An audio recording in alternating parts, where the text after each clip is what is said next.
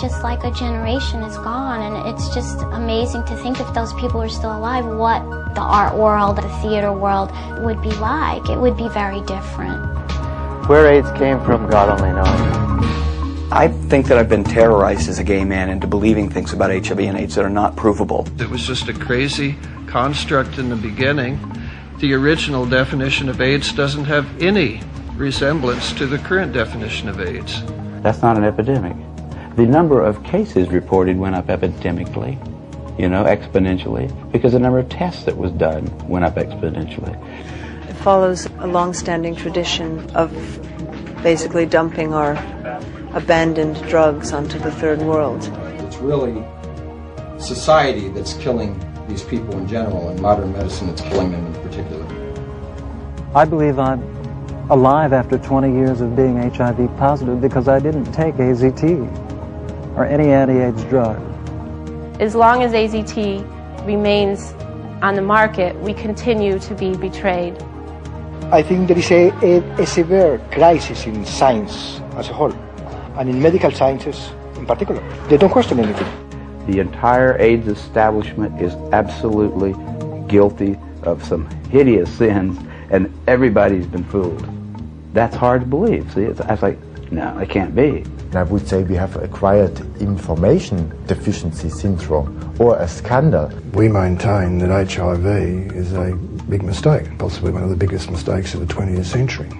How is this virus causing AIDS? How is it causing the depletion of immune cells when you can't even find it? Nobody has ever seen HIV. We have seen diagrams of HIV, we've seen posters, all of those with drawings of HIV, but this is only theoretical, the way that it ought to be. When two different parties look at the same data and come to different conclusions, it's no longer scientific.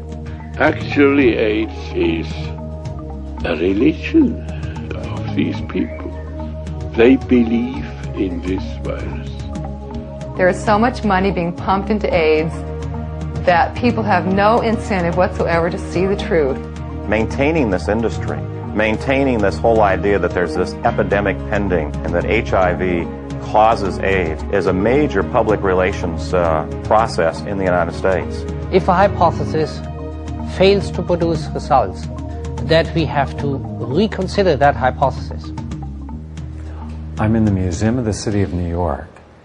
There is a 20-year retrospective on AIDS. In this retrospective, if you look around, there's beautiful posters and very poignant and touching photographs and stories of people who have been afflicted with AIDS. Also, all along the walls are little charts, chronologies of events, like when AIDS was discovered, and then the test, the antibody test, that people should be tested to determine, do they have this deadly disease? That there is hope, not for a cure, but instead put time on your side. Take AZT or other antiretroviral cocktails. That's the messages. I'm Gary Null, and I'd like to open up a dialogue that allows those who've been excluded from the communication in the war on AIDS to have a forum. These individuals are sincere, they are credentialed, and they have a lot of good questions and challenging statements for those who are absolutely convinced that everything we've been taught about AIDS is right. It is the intent of this program to have a forum for the dissidents. The most responsible and reasoned of those individuals, you're now going to have an opportunity to see what their argument is as they try to deconstruct what they consider the myth of AIDS.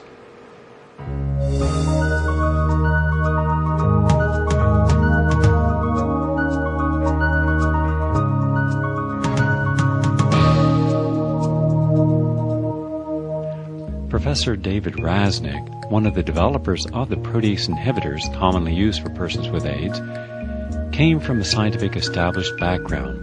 He has done extensive research on the subject of AIDS and is now one of the most outspoken AIDS dissidents.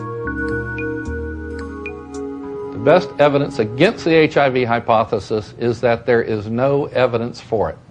In the vast scientific medical literature, over 100,000 journals published so far on HIV/AIDS, we cannot find anywhere in this vast literature the evidence that HIV causes AIDS, that AIDS is a contagious disease, or that it even sexually transmitted. If this had been shown, that AIDS is caused by HIV, we should know who these benefactors of humanity are by name. These would be candidates for the Nobel Prize. But I challenge you, any American, journalist, scientist, to come up with the names of these individuals who we should revere and should honor with awards and things. And I think you will find that you won't be able to come up with it.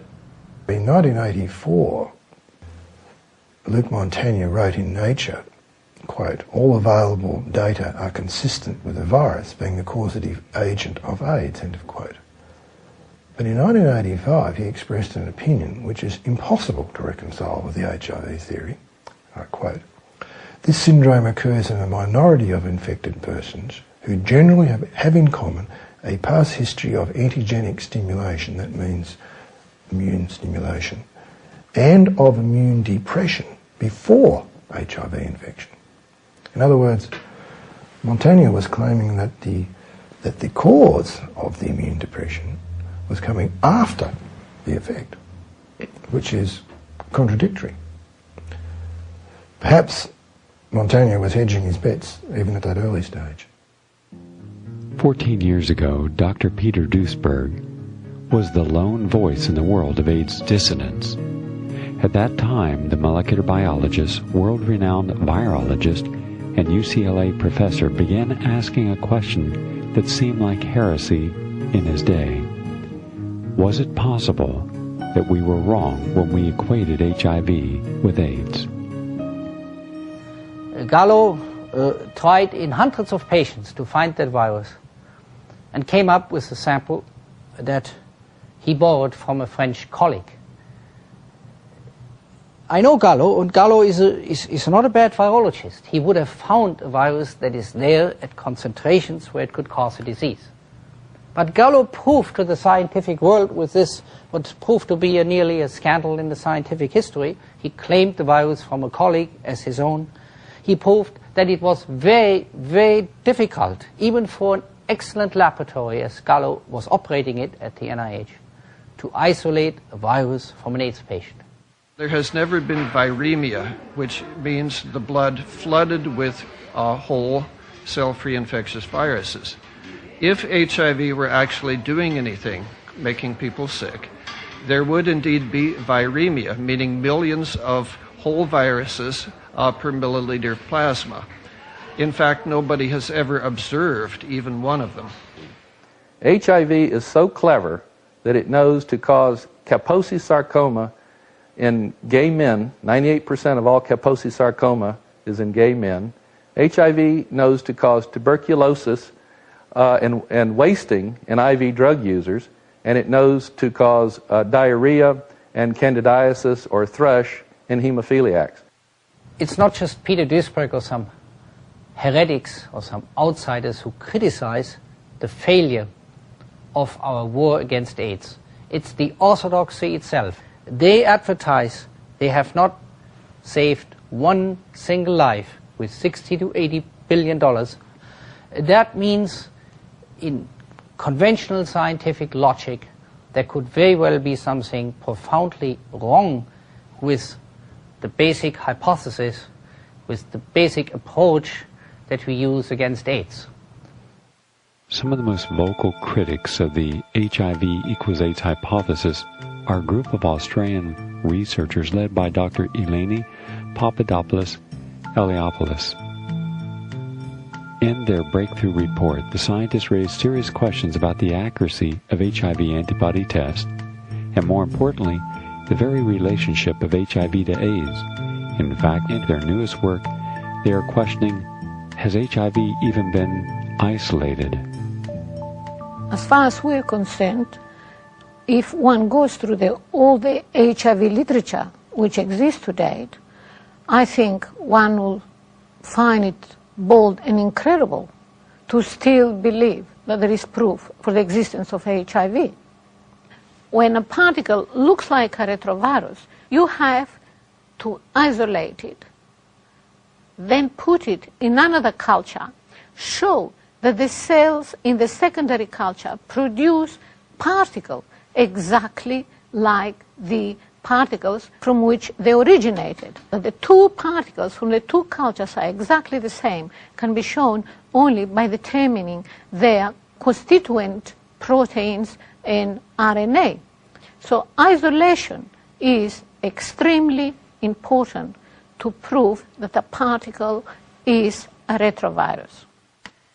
From the mid-70s until 1984, when the so-called official cause of AIDS was found, it was shown that many individuals within the gay community were suffering from a unique form of gay men's disease.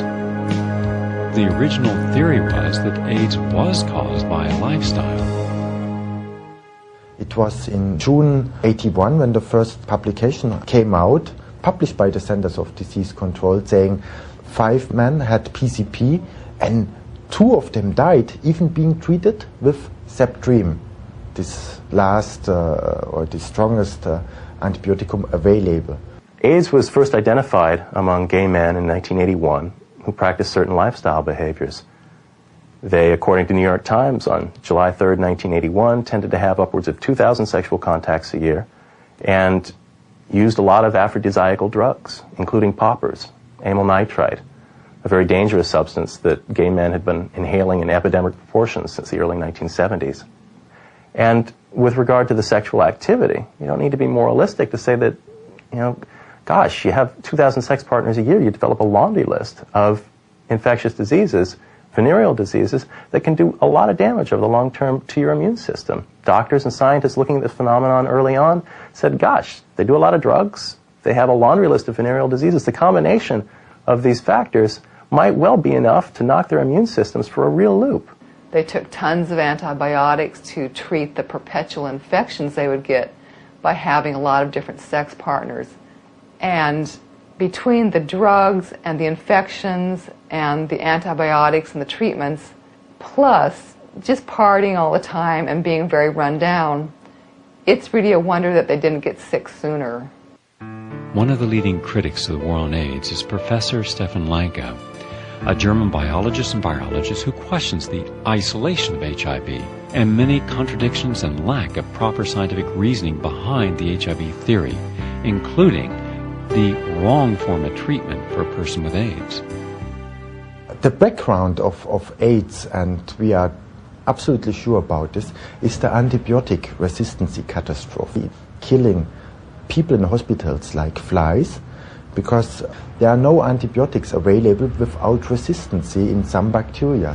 So in a state of immune suppression in the hospital, a lot of people come down with bacterial infections. This is called sepsis because of blood poisoning. When too much bacteria are growing and producing toxins, this is going to kill them in a state of reduced immunity.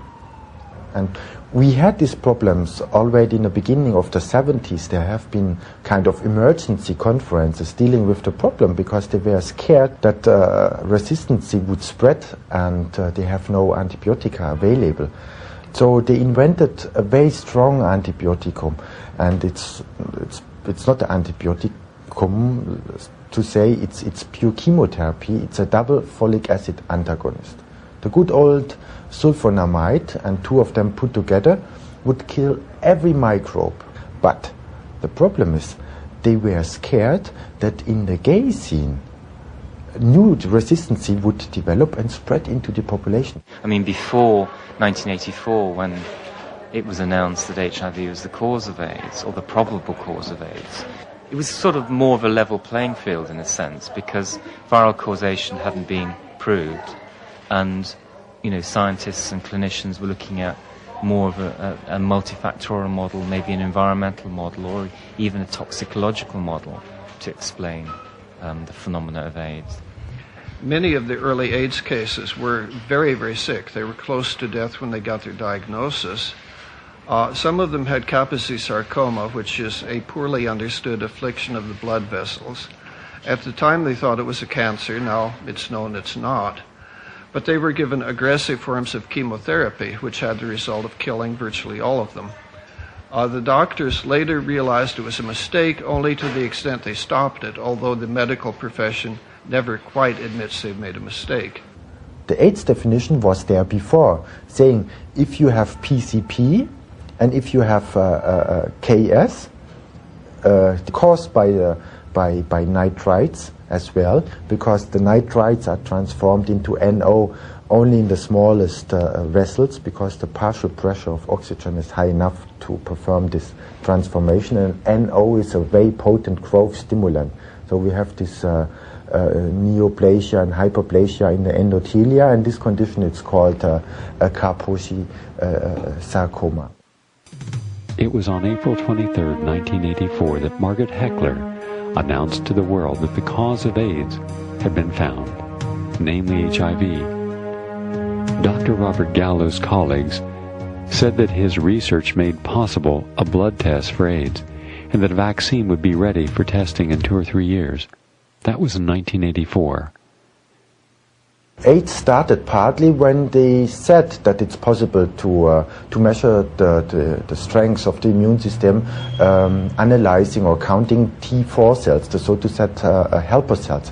But that's not possible, and it has already been published in '81 in the journal JAMA, Journal of the American Medical Association, saying that it makes no sense to count subsets even of lymphocytes, because there was never a correlation. It could be high or low, and people are healthy or ill, it doesn't matter. So this was already known. But the problem was at this time already that in medicine people would not look to the facts but what is possible to sell on the market, because it was the year 1977 when it became possible to patent medical techniques. So they wouldn't care if there's any a clinical meaning behind those measurements, but they just sold it on the market. And the model of immunology would say at this time, if the immune system is weak, so cancer would appear. And that has been fundamentally mistaken, and it was wrong when they said it in '81. They knew it already in 1980 that this has been wrong. The immune surveillance theory of cancer came into existence when the war against cancer failed. About 1970, major cancer research laboratories were passionately involved in attempts to demonstrate that retroviruses were associated with human cancer. They really didn't get very far, not far at all.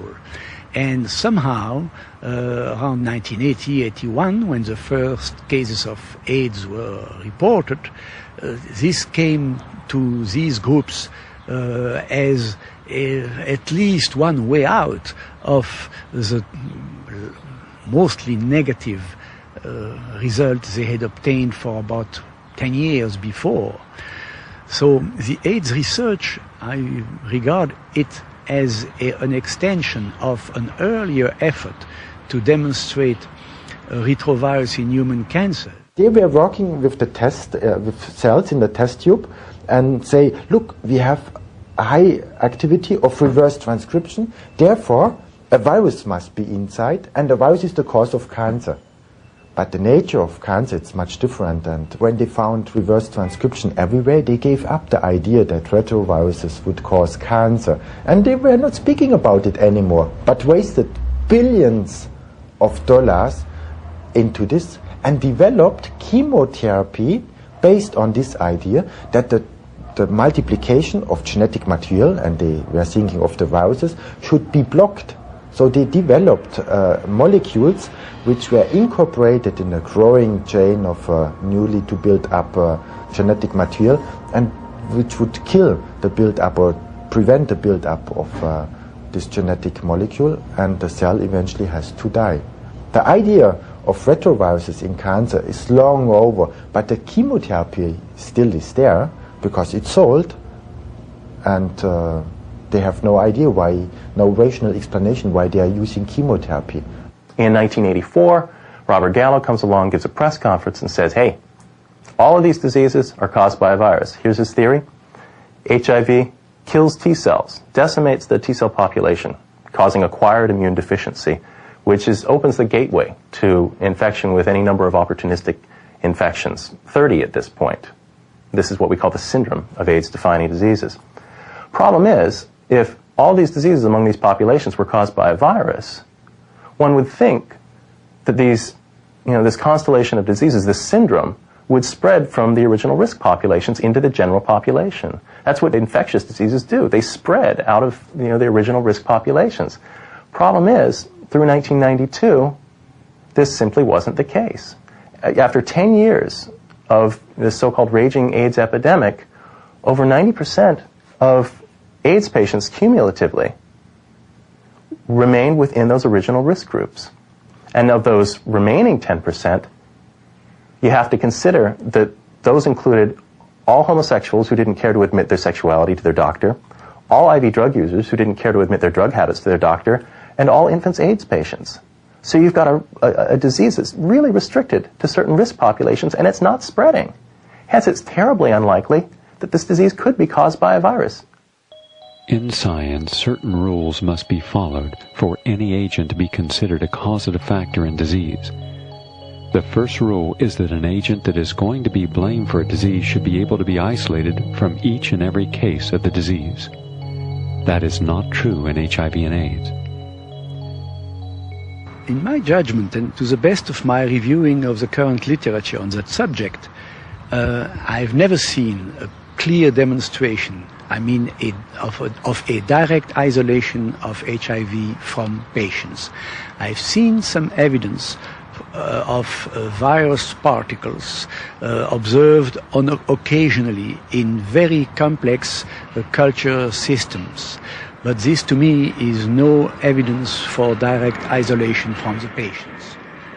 It's been isolated by thousands of laboratories throughout the world. It's probably the best studied virus of any viral pathogen in the history of human diseases. So to say that it doesn't exist and it hasn't been isolated is beyond preposterous. What AIDS researchers call virus isolation, or HIV isolation in this case, consists of two things. They will get their tissue culture where this HIV is supposed to be growing, and they'll check it for reverse transcriptase, which is an enzyme that was supposed to be specific or only exclusively found in retroviruses. And if they find reverse transcriptase in the tissue culture, they say, aha, we have now isolated HIV. Another thing they'll do is they'll check the tissue culture for a P24 antigen, which is one of the proteins that supposedly belongs to HIV. Both of these things, reverse transcriptase and the P24 protein, are about as nonspecific as you can get. In fact, reverse transcriptase can be found in any number of different places.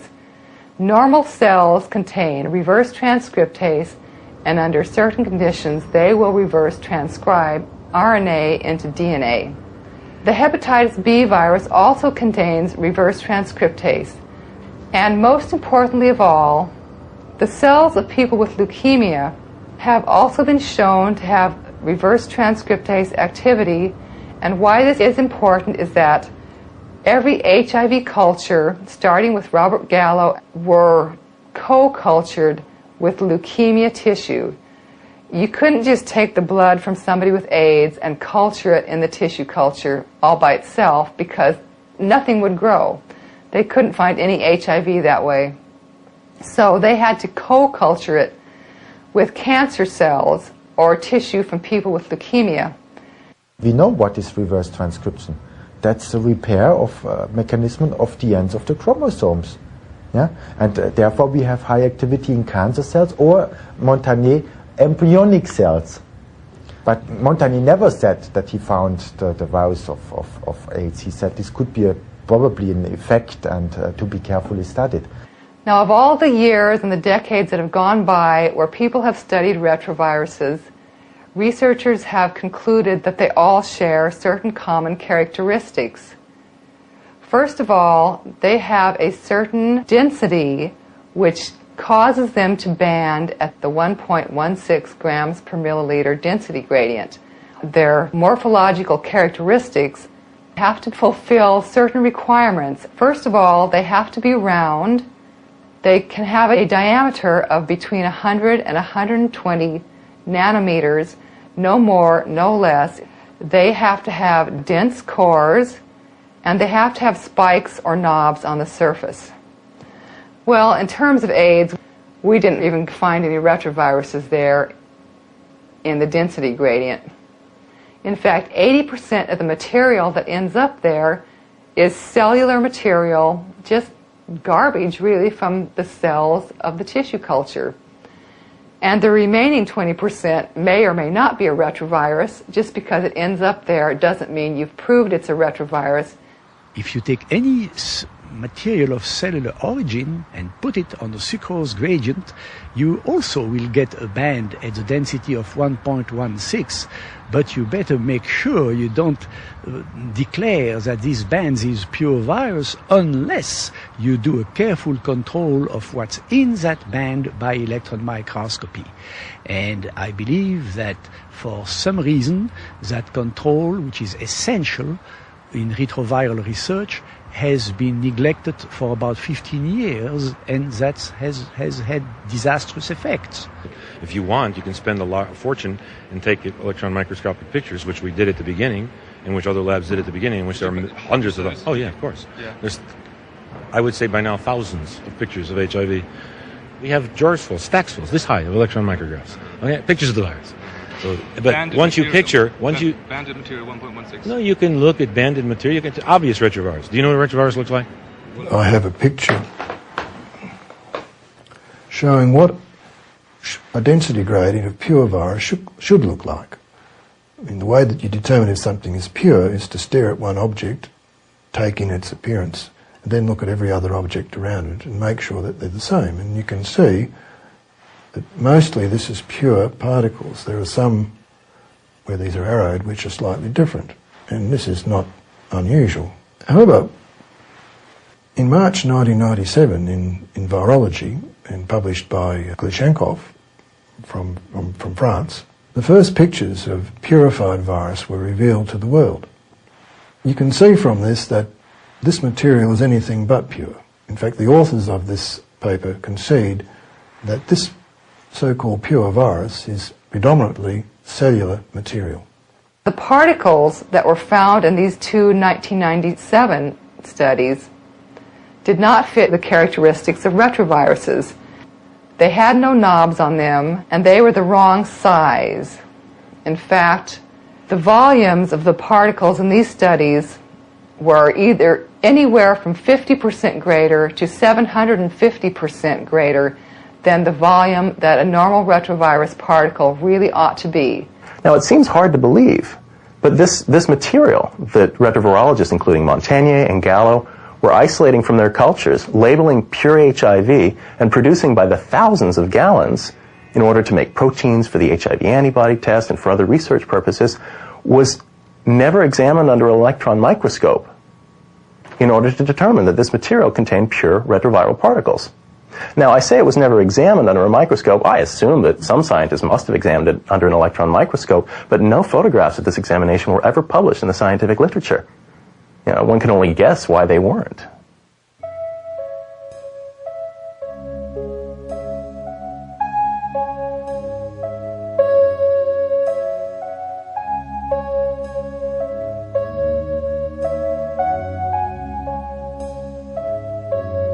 If you take a culture which has never had a retrovirus added to it, and you put it on the bench and wait for a week or two, it may actually start to produce retroviral particles and the other phenomena which go with retroviruses spontaneously. You can increase the rate of appearance of this and the yield many times, millions of times, by irradiating the cultures or by adding the same stimulating agents that are used in AIDS cultures, or by culturing with other cells, co-cultures, as are used to isolate HIV, or just fluids from other cell cultures. And these viruses are called endogenous retroviruses because they come from within and not from without. And the reason that they appear is because we inherit DNA which can actually be made to go to work to actually produce these phenomena, these particles. This is actually called endogenous retroviral expression. I mean, we're looking at 1% of the human genome as being made up of endogenous retroviral information, instructions, sitting there waiting to make retroviruses when switched on by some stimulus. And so we don't know if HIV is a genuine retrovirus, that it may in fact be endogenous, and it may be the result of getting AIDS and not the cause. I mean, this will not be the first time that this has happened. Retrovirologists themselves in the past have in fact postulated that diseases may cause retroviruses and not the other way around. Retroviral-like particles are practically ubiquitous everywhere in cell cultures. You simply can't point to one in an impure cell culture and call it HIV. Even Robert Gallo admits that particles that look like retroviruses but aren't retroviruses because they can't reproduce are found not only in impure cell cultures but even in the band associated, the density band associated with purified HIV particles. You need more evidence than that before you can point to one of these particles in a cell culture and say it's HIV. Unfortunately, these particles are reproduced by the thousands in newspapers, in magazines. They're the basis of artist conceptions that you see in Newsweek and Time. None of them have been proven by standard means that we have at our disposal to be not simply retroviruses, but a unique retrovirus, HIV. Little wonder the public is confused about the subject of HIV testing, for on the one hand we're told to take the AIDS test. The AIDS test is to determine, will we get AIDS? Do we have the HIV virus? Which will then mean we will eventually have AIDS and die. But all one has to do is open the test kit, look at the literature inside the test kit, and clearly it says that this should not be used as interpreting a person has AIDS or HIV virus. Well, therefore, if the test is not testing for the presence of a disease state or even an antibody that could precipitate a disease state, then what is its value? There are two tests in common use. One's called the ELISA, the other's called the Western blot. The only difference between them is that in the ELISA test, all the so-called HIV proteins, about 10 of them, are all mixed up together in a solution. And in the Western blot, prior to reacting, the proteins have been separated out into a nitrocellulose strip. Now, the test that really matters in all this is the Western blot. So we really don't need to discuss the ELISA test. It's used as a screening test, and it is admitted by experts that it is not sufficiently specific to diagnose HIV infection, whereas the Western blot, if positive, is considered synonymous with HIV infection. The standard screening test is an ELISA. Occasionally you get a false positive. Under those circumstances, a Western blot can absolutely confirm. Western blots are also important when you have people, for example, who have been vaccinated in vaccine trials and making antibody against one protein. The only way you're going to tell if they're infected serologically is by looking at a Western blot showing they make antibodies to the other protein. So it has a lot of value. It's fundamentally a confirmatory diagnostic test. This is representing a Western blot strip. A Western blot strip is a thin strip, a bit like the strip that your doctor uses to test your urine. And in it, on the strip, placed several proteins, 10 of them in the case of HIV, separated by their molecular weights. And in the test, plasma is added to the strip, and if there are antibodies in the plasma which react with any of these proteins, then the strip turns dark. So a Western blot test appears as a series of dark horizontal bands. Now, one of the problems of the Western blot test is that it is not reproducible. This is a test of a positive serum performed in 19 reference laboratories, all on the same specimen of blood. And as you can see, just by looking at this, no two are alike.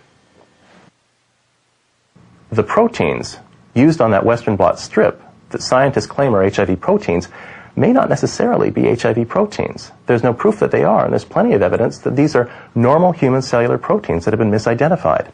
This conclusion seems hardly debatable in the case of P32, one of these purportedly HIV proteins that's been shown to be identical in amino acid sequence to a normal human protein associated with human T cell function. Another one of these proteins, P41, has been considered by Montagnier's group, Montagnier, the original discoverer of HIV, to be a contaminant, the ubiquitous cellular protein actin. Yet it's right there on your Western blot test, masquerading as an HIV protein. It's nearly impossible to determine the rate of false positives because there is no gold standard to independently verify test results. People with non-AIDS diseases have antibodies that can register a positive result on the HIV antibody test. Indeed, people with multiple sclerosis, T-cell lymphoma, generalized warts, and other diseases have the P24 antigen. And we also know that AIDS patients, despite being immune deficient, have lots of antibodies, more antibodies than healthy people. And many of these antibodies react with cellular proteins.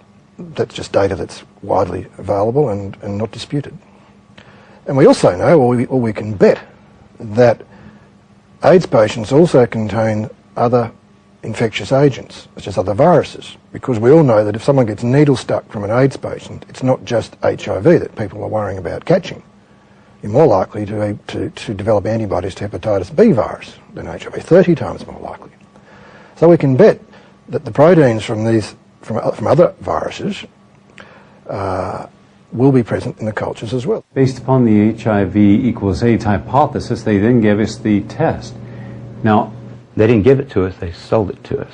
Now, who sold it to us? Who gets this money? Bob Gallo himself was getting quite a bit off of it. He had to give a lot back to Montagnier when it was finally proven that he stole the virus from Montagnier in the first place.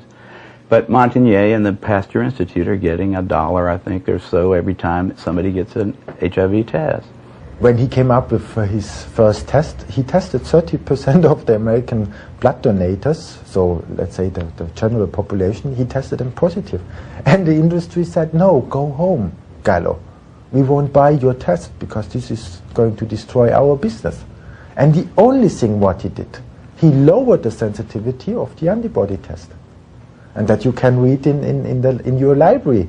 You shouldn't believe me a single word. That's about science. Check it. I'm not speaking about thesis, opinions, or things, foggy things. No, everything is there, and we reach the bottom line. There's no way out. They designed a test to select gay people, and when, of course, he's stimulating the cell with all kind of mitogens, carcinogens, and he, of course, added hydrocortisone, which he hasn't published. But this matters. They added hydrocortisone like people under persistent stress, hypercortisolism, that the same proteins are produced. There's also data from a number of hospitals in the US, which was published in 1988, where they tested nearly 90,000 blood samples anonymously on hospital patients. And these patients were selected to have no risks for HIV infection or AIDS. In some of the hospitals, they found 25% of men were HIV positive on the Western blot, the most specific test, and they found that 8% of women were HIV positive on the Western blot. I mean, this should lead one to question again, how do that many people who have no risk for HIV or AIDS get to have that many HIV antibodies? Being HIV positive puts you in a precarious position where your health can be judged in a way that no one else's health is judged. And when you're a woman and you're pregnant or you have a family, it presents a danger. When I was pregnant and I did not want to go on the drug therapies, had I had any of the problems that my HIV negative pregnant friends had, such as chronic yeast infections or even toxoplasmosis, I would have been considered having AIDS, and I would have been considered more irresponsible than I already was for having ever gotten pregnant in the first place, and I would have decidedly risked having my son taken away from me at birth. There's so many factors that can even cause a false positive, from flu vaccine to herpes or venereal disease, alcoholism, and you can be told that you're positive, and not even be positive, whatever that means. I have friends who've been through this. A friend who went through years of being told he was positive till he went to another doctor who said, we're not finding anything, we're using all of our tests. And now he's confused and goes back and forth.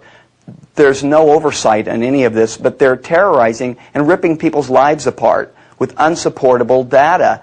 Nobody can find free infectious HIV virus in a human being.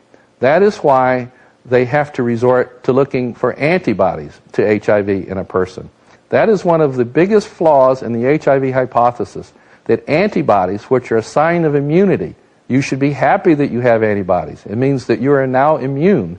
And yet with AIDS, we have antibodies as a predictor or an indicator of AIDS and future death. That doesn't make any sense to me. In different countries or institutions or laboratories around the world, what is criteria used to define a positive Western blot test vary considerably. That is, the number of bands required vary considerably. And here we have on the chart several different institutions, France, United Kingdom, Germany, some American institutions, the US Red Cross, the FDA, and you can see by looking at this chart that just about every lane is different. Now this has some interesting implications. For instance, in Australia, which is the second lane, you need 4 bands to be deemed HIV infected. In fact, Australia is probably the hardest country, in fact, in which to be deemed HIV positive. But in other parts of the world, you don't need that many bands. In Africa, you need 2. In some parts of America, you need 2. In some parts of America, you need 3. And in the MAC study, the multi-centre AIDS cohort study, up till 1990, just 1 band was considered sufficient to diagnose a gay man HIV infected. When you have indeterminate bands and you don't have the full array of them, then there's obviously the iffy situation where you need to repeat it. But I don't think that there's anything wrong with different countries having different criteria, because the different criteria are only really for that small group of patients that come in the indeterminate level. When a Western blot is really positive, it hits you like a truck. It's only for that little indeterminate group that you have to be concerned. This means, in theory at least, that if you were tested in New York today, then flew to Australia, and you had 3 bands in New York, you would not be positive in Australia, but you would be positive in New York City. Now, a virus cannot behave in this manner, and this is what has led us to hypothesize that there is no proof that any person with a positive antibody test, no matter how defined, is in fact infected with this so-called lethal retrovirus.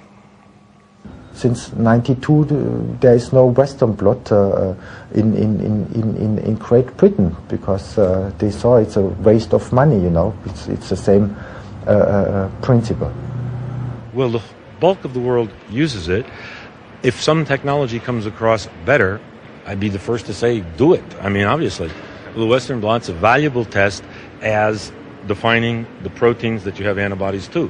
Everybody uses it experimentally, and most people use it clinically around the world. Not maybe Britain doesn't use it. Maybe there are 2 countries that found a better way. God bless them. If they didn't allow them to charge so much for it, I think there'll be a lot less use of it. It's just like in political scandals. Follow the money trail. Figure out who's getting paid for this. Who's getting the money for those Western blots.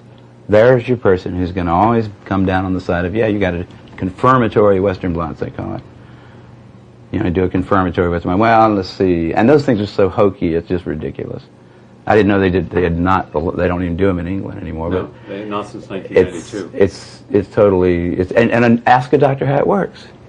The doctor who prescribes it says, got to have a Western blot to confirm this ELISA positive thing. How does that work, doctor? Sir, what are they now measuring about me that's different from what they measured with the ELISA test? He wouldn't know. He's not got any idea. I'll bet you there's scarcely 50 physicians in this country that know what a Western blot really is. They know when to order it, and they know they get a kickback on it probably. They make some money from having to take the blood or whatever. And they make money by prescribing AZT. They get money every time they turn around. They get money. If there's one way we've been told AIDS is transmitted, it's sexually. What is the evidence that AIDS is sexually transmitted? Much evidence exists to the contrary. The statistics have been confirmed over and over again, most recently just last year from the University of California at San Francisco, that it takes on average 1,000 sexual contacts with an HIV person or persons in order to become HIV positive yourself. That means 1,000. Put that in comparison with typical sexually transmitted diseases. It takes on average 2 to 3 sexual contacts to get gonorrhea or syphilis, for example. Now, the CDC has estimated a constant 1 million Americans infected with HIV over the past 10 years. Constant number. That right there should be a giveaway. It's not spreading in society. That's not an epidemic. The number of cases reported went up epidemically, exponentially, because the number of tests that was done went up exponentially. The first time I ever saw one of these CDC graphs, it showed this thing going off the page. I went up after that and I said, how did you disentangle did you divide the number that you've got here by the number of tests that were done? Can we believe that this line that you've drawn here about number of positive tests reported, is that really indicative of the spread of this virus? Is the virus is there being more of it, or are there more tests? If you divide by the number of tests you don't get any kind of a curve going up. It's just, how many doctors knew about HIV in 1983? 2. How many knew about it in 1985? Say 500. How many knew about it in 1986? 40,000. So that's where the curve came from. How many tests were done? Same thing. How many tests? They could have just said, how much money did we make off of HIV this year? And they could have plotted that, and it would have looked the same. And they could have said, it's an epidemic, because we're making more and more money off of it every year. The heterosexual epidemic certainly hasn't seemed to have materialised in Australia. For example, in 1991, 10 years after AIDS commenced, researchers were able to write that no Australian prostitutes had been infected through sexual intercourse. None. In the MAX study, as far back as 1987, they have shown that in this prospective study, the only sexual act directly related to the development of the phenomenon which is called HIV and of AIDS was passive anal intercourse. By 1997, Nancy Padian has proven that AIDS cannot be heterosexually transmitted. They had couples there who either one or the other was positive, and they were followed up for more than 6 years. And although nearly 25% of the couples were not using condoms, still no one of the negative couples ever seroconverted. So there is ample evidence that HIV cannot be sexually transmitted. The thing about safe sex, and using condoms, I think it is important to use condoms, but not for HIV. I think it's important for other sexually transmitted diseases and just general hygiene. If it's just caused by needles, or it's just caused by homosexual activities, you're not going to really get a long, sustained public outcry against it, and nobody's going to want to spend $6 billion a year. They're going to say, well, we really didn't like those people anyhow. Great. I can't think of a better solution to the homosexual problem than a disease that'll kill them all. There would be congressmen that would talk about that quietly, not on television. So the CDC had to say, we can't say that. We've got to say it's got to be heterosexually transmitted. There's no proof that it's transmitted at all at that point. So why not just say, well, it's heterosexually transmitted too. It must be in semen. When they looked for it in semen, they didn't find it. They had no evidence that it was sexually transmitted or any other way transmitted. They just said it because that made it a plague. And the CDC needed one. The CDC hadn't had a good plague since polio. Their funding was probably going to be cut back if they didn't come up with one. The guy that was the head of the CDC, in fact, wrote memos that have been obtained, where he describes this as hot stuff. Those guys have got an agenda, which is not what we would like them to have, being that we pay for them to take care of our health in some way. the whole idea of sexual freedom and the puritanical America that has reacted to that since the 60s sexual revolution, it fits right into what they want to do. It says that if you have sex, you can die, literally. And that just so fits that whole fundamentalist Christian right perspective. So somebody's pleased by this. And so the right-wing conservative side of America, the anti-sexual freedom side, is very pleased with this whole AIDS epidemic. Gay sex is not a disease. It's been happening throughout history. Whatever's happening now is something different, but we've been taught to be afraid to be gay and for people to be afraid of gay sex. There were people who felt that a single virus theory would be useful in helping to raise public awareness about the disease. It would help them get the research they thought was necessary and public funding for its treatment by scaring people into believing that while the disease was affecting gay men now, it was eventually going to spread throughout the heterosexual population. This political definition of the disease has proven to be inaccurate and inconsistent with its real medical nature. The CDC catches wind of this phenomenon happening among gay men, and they believe that it's a virus that's to blame. Now, of course, there's no historical precedent for believing that a single virus could devastate a normal immune system, but the individual at the CDC investigating this situation on the task force regarding Kaposi sarcoma and opportunistic infections were all infectious disease specialists. They're used to blaming viruses for diseases, and that was their leading theory from the get-go. And in order to validate this theory that a virus was to blame for these immunodeficiencies among gay men, they actively sought out other cases of unexplained immunodeficiency throughout the U.S. in other populations. And lo and behold, they found unexplained diseases of immunodeficiency among IV drug users. I'm sorry, you've got a similar situation. Exposure to innumerable microbes, typically through unhygienic needle use, and heavy-duty drug use among this population of IV drug users. Is it so surprising that they would have immune problems? I mean, junkies are famous for dying of opportunistic infections, including pneumonias. Soon enough, they identified immunodeficiency diseases among hemophiliacs. And they published this finding, much to the astoundment of scientists, doctors, and the general public. It seemed that the virus causing the immunodeficiencies among gay men, that had spread through needle use to IV drug users, had spread through factor VIII to hemophiliacs.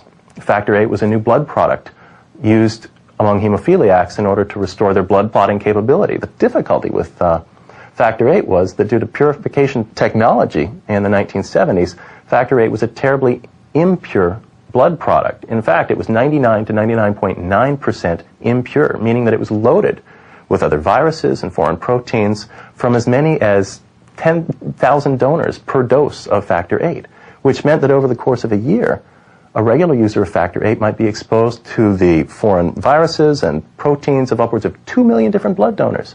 Now that in itself can be terribly immune suppressive. But the CDC preferred to believe that the immune problems among hemophiliacs was also caused by a virus. And the CDC went on to identify immune problems among babies, all of whom in the early years were born to drug-addicted mothers, and identify immune problems among transfusion victims. And you've got transfusion victims who are getting blood transfusions which have been shown to be immunosuppressive. As a matter of fact, in the 1970s, medical scientists had begun infusing organ receivers with donated blood before receiving their new organs, because that donated blood was shown to suppress their immune system and hence prevent organ rejection. So you've got several populations in which there are perfectly plausible alternative explanations for immune suppression and related diseases. The only clinical picture which the different risk groups have in common, that's hepatitis. You don't find a single biopsy-confirmed PCP in hemophiliacs or in drug abusers other than homosexuals. But they overcame the problem that every gay person who admits drug abuse would be in the list of drug abusers. So they have some PCP cases. But a drug abuser or a drug abusing women not using poppers never comes down with PCP. They have the definition for women with AIDS, that's candida of the throat, right? Not of the mouth. But even when a medical doctor sees a little bit candida in the mouth, they would say it's an AIDS case, even when tested negative. That's also very important, that You don't need a positive test. Even a negative test would declare you to be an AIDS case when they confirm that you have a PCP. For more than 15 years, one of the indicators to determine do you have AIDS, how sick are you with AIDS, is your T-cell count. We've been led to believe that by measuring our T4 and 8 helper cells that it will indicate how far along we are in our progression. The lower the T-cell count, the more sick you are. Now, the CDC muddied the waters somewhat in 1993 when it added a new condition to the definition of AIDS, which was T-cell counts under 200. Now, since 1993, if you have an HIV antibody test that's positive and a T-cell count under 200, you can be considered an AIDS patient. Now, this is quite an innovation. As of last year, according to the CDC's own statistics, 65% of patients who've been diagnosed with AIDS in the calendar year of 1997 were diagnosed solely on the basis of having a positive HIV test and low T-cell counts. Not on the basis of a disease like pneumocystis pneumonia or Kaposi sarcoma. They were diagnosed with a deadly illness on the basis of 2 laboratory findings, an HIV positive test and a T-cell count under 200. The problem with a T-cell count under 200 is that it's never been shown to be a valid indicator of illness. In the only study of its kind of HIV negative healthy individuals that appeared in the Journal of the American Medical Association in 1992, T-cell counts of these individuals were found to range from 237 to 1,817. So suddenly we're looking at a 200 T-cell count as something on the low end of normal. But if you're HIV positive and you have a T-cell count under 200, just once, then you're considered a victim of a deadly disease and considered an AIDS statistic.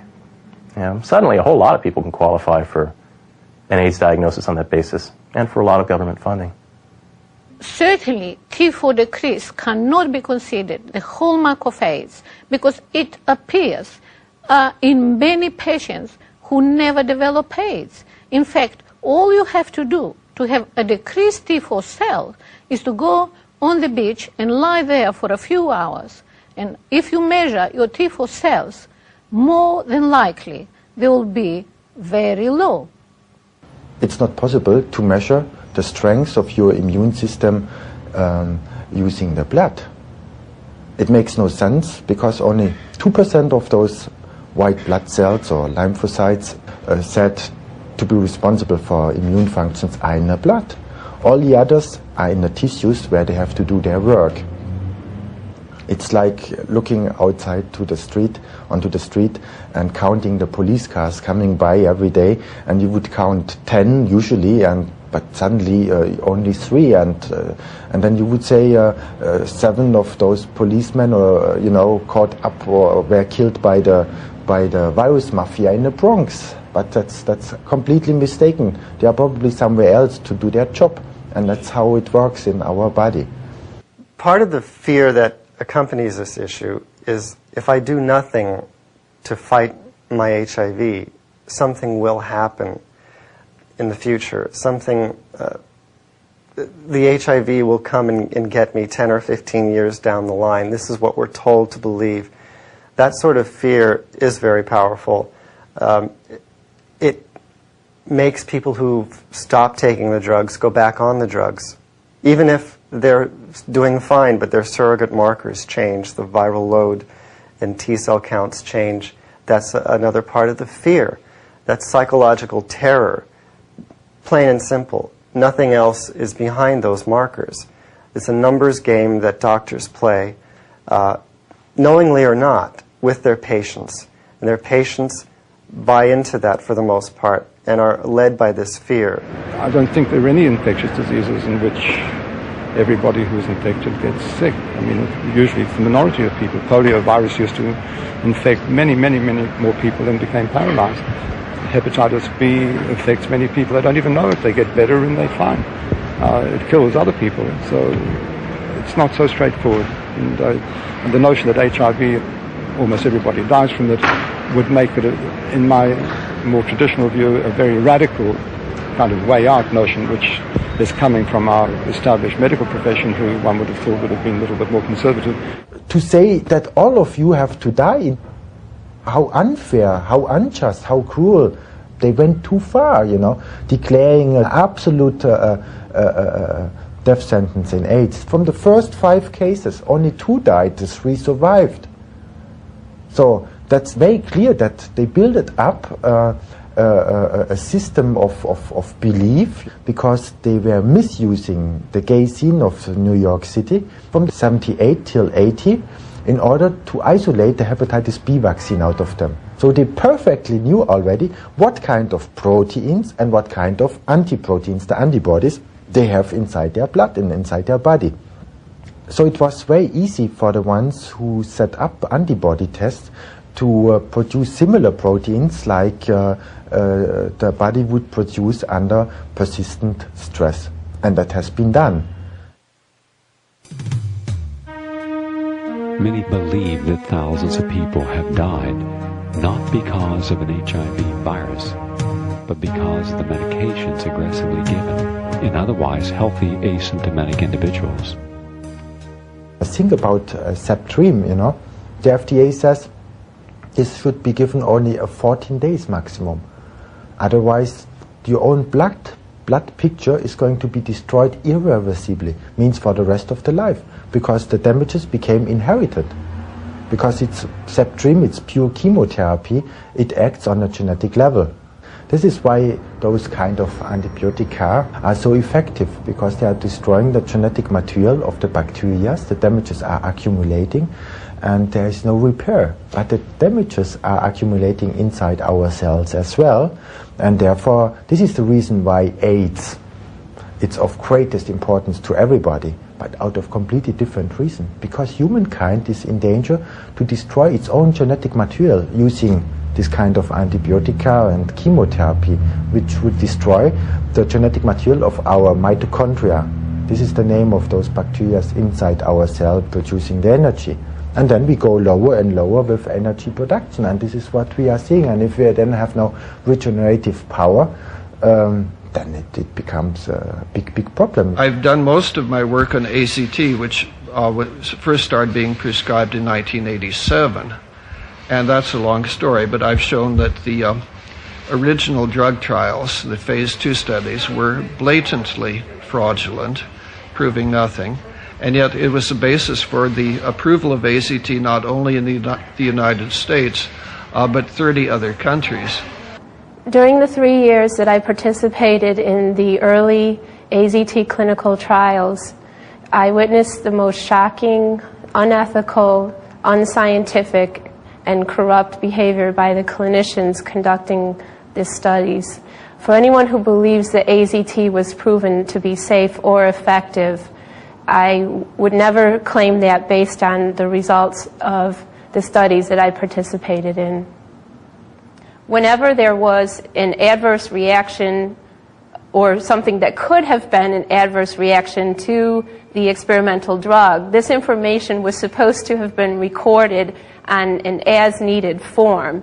Some kind of adverse reaction such as diarrhea or weight loss or night sweats or vomiting or fevers or the development of an opportunistic infection. Often these things were not recorded. And so how would you really know if there were adverse reactions to these drugs if they were routinely left out of the data? It was often the case that patients would not even be asked to sign informed consent forms, or often that they were asked to sign these forms weeks or even months after they had been enrolled on the study.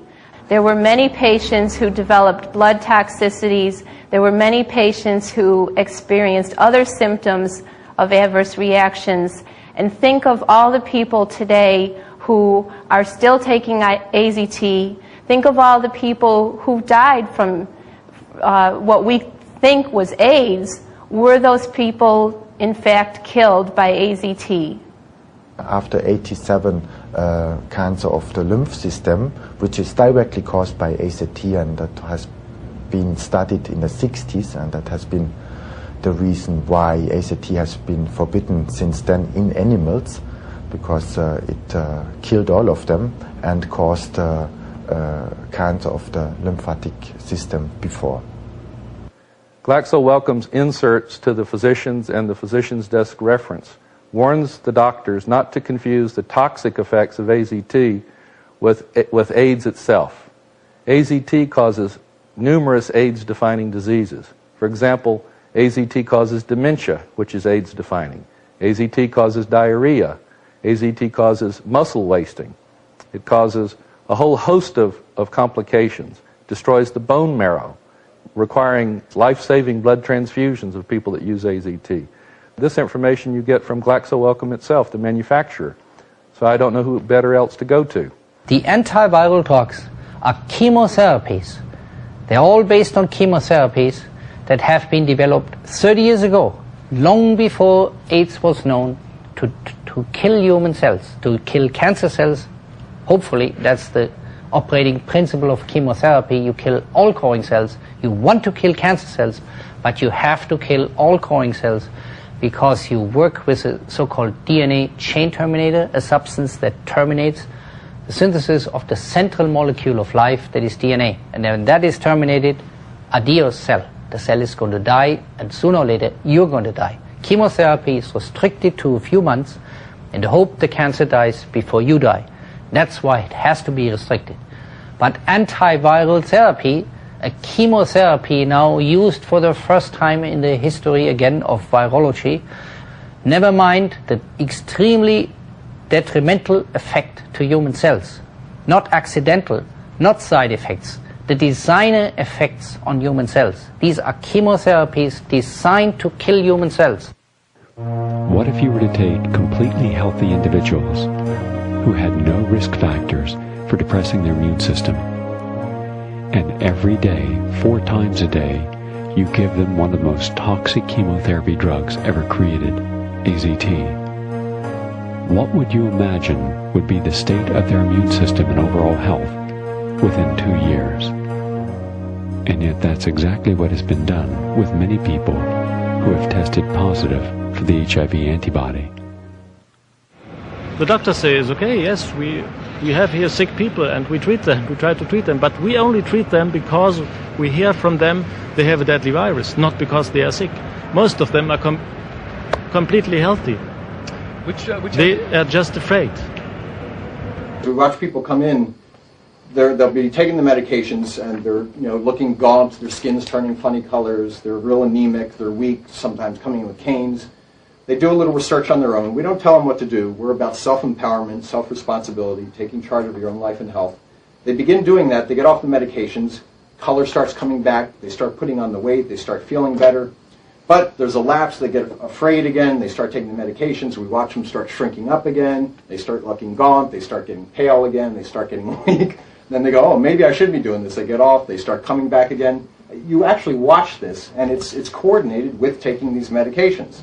It's just unmistakable. One of the biggest things that's missing in science today is common sense. 1987 was the year that there was a big rise in the mortality rates of HIV-positive hemophiliacs. 1987 was also the year that AZT was introduced as a therapeutic for AIDS and also administered to hemophiliacs that were HIV positive. And I'm pretty convinced that the rise in the mortality of these hemophiliacs is a direct consequence of the toxic effects of the AZT. AZT was so toxic in the 1960s that it was never used in humans. In fact, it was so toxic it was considered worthless. That's why they didn't even patent it. I'm also concerned with the growing number of states that are passing laws requiring pregnant women to be tested for antibodies to HIV. Following the passage of these laws, it's a short step to compelling or intimidating these women to take these poisons and also to give these poisons to their babies. When a woman is pregnant, in this country she's told not to be around cigarette smoke, drink coffee, alcohol.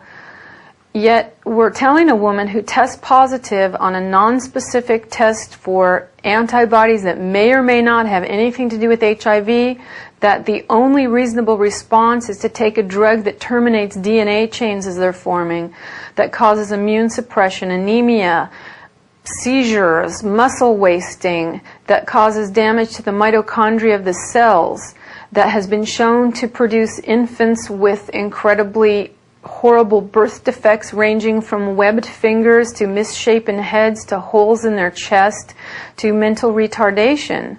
This is wrong. Women who test HIV positive and are pregnant are having their children taken away from them or being threatened with loss of custody if they don't comply with what the Centers for Disease Control acknowledges are recommendations for therapy and protocols. Testing HIV positive when you're pregnant can be simply a result of being pregnant. One of the first cross reactions on HIV tests that were ever noted was pregnancy itself. You have a self-fulfilling prophecy. The more people are treated against AIDS, the more people will eventually develop AIDS from it. And then the perfect excuse is delivered with the medication. You can say, Jesus, if I hadn't medicated you, you would have been sick even sooner and would have died sooner. But thanks to my medication, you are only getting sick now, and we're giving you even more medication. We need more money to develop further medications that have yet to cure the first AIDS patients. The old paradigm in science is first you find the cause and then you treat the cause. Well, with AIDS we have violated both. We have assumed the cause, have never proved it. We have assumed it was infectious. We have assumed among all infectious agents this virus does it. We have been unable to prove it, and we have cured and cured and cured against this virus, with the result of 600,000 patients, 350,000 dead, and not a single cure in sight. We are claiming more and more money to continue the same vicious cycle. Who really benefits from the billions upon billions of dollars spent each year on AIDS research? Those that control and maintain the HIV hypothesis of AIDS are two basic institutions: the Centers for Disease Control, the CDC, and the National Institutes of Health in Bethesda, Maryland. Both of these institutions will probably come as a surprise to the public to learn that they are military organizations. It was certainly a surprise to me to learn this. The leaders of the National Institutes of Health and the CDC have uniforms. They have military ranks. And as everybody who's ever been in the military knows, there's an information flow from top to bottom. Military structures are incompatible with free and open discourse and debate, which is supposed to be what science is about. When you have these military structures in the CDC and the National Institutes of Health, you can control the debate, you can control the information flow. Not only that, since the National Institutes of Health are the primary source of funding for all academic, medical, scientific research, they can control who gets funding to do what research. And in that fashion, they can control what gets published and, more importantly, what you exclude. For more than 15 years, the American public had been told that the HIV virus is the sole cause of AIDS. Those members of the scientific community who have questioned this dogma, the three-part equation HIV equals AIDS and equals death, have been suppressed. Peter Duisberg at the University of California, Berkeley campus is seen, as is often done with maverick scientists or others, as someone who is now dangerous. This is typically the way such mavericks are treated. His funding has been cut off. Graduate students are encouraged not to take his courses, and I think his administrative duties have included being in charge of the department picnic. This is a brilliant scientist who should be and is at the height of his powers, and he has not been treated as one would expect of one, a brilliant scientist, and two, a supposedly liberal campus like the University of California at Berkeley. Peter is a very scholarly person in addition to being brilliant too. He's very careful. He doesn't say anything that he can't support. And also one of the most brilliant people surely the most brilliant virologist possibly the most brilliant, molecular biologist around. He was a really well thought of guy too, because of his ideas. The whole field, I mean, in cancer, he's the guy that led him into the whole oncogene thing, Big research bonanza. Anybody who could order a little kit from some company and hire a couple of technicians could be a cancer researcher because of things that Peter opened up. And then Peter said, no, I don't think that's actually the cause of cancer. And that made those guys a little bit angry. And then he comes along and does the same thing for AIDS. He said, I think we're on the wrong track here.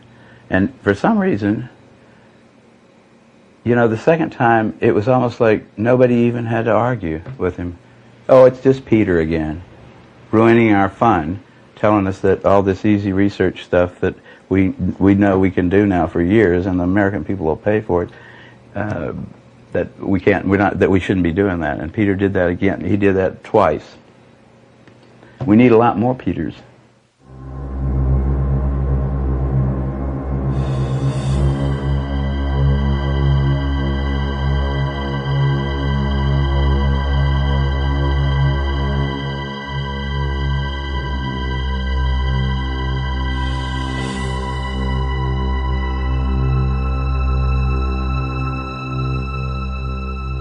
In 1978, started a new era, a new stage in medicine, and it started in the milk workers in Michigan. There was an epidemic of severe immune deficiency in farmers who were working with milk, because the milk got polluted or contaminated with some chemicals. These chemicals were poisons for the cows and were poison for the farmers who were working with them. And both of them, both the farmers and the cows, got AIDS-like diseases. And this is new. This never happened before. So I think that's why nowadays we have a new branch of specialization in medicine that is immunotoxicology. If you check the first publications on AIDS, and you will see that we have 5 young men. All of them had the use of nitrites reported, and those nitrites were used for sexual stimulation, but they are very dangerous. They are oxidizing the blood. And if the blood is oxidized, no energy is produced inside the body, because we need the oxygen to produce energy. And I think everybody knows this. And if this is not possible, of course, the lung itself suffers first. And when the lung suffers, there's no replacement of the old and dying cells. Fungal infections have the possibility to come in and to feed on those and this dead or dying organic matter. And this condition is called PCP. And that's a fungal infection. That's not a protozoan or bacterial infection, which is waiting inside the body till the immune system is going to go down. You know how you give pneumocystis to a rat if you want to? Put him on a low-protein diet and give him some steroids for about 6 weeks, and he'll get pneumocystis. These guys are doing that same thing. Low-protein diet and a lot of steroids. I mean, all kinds of steroids.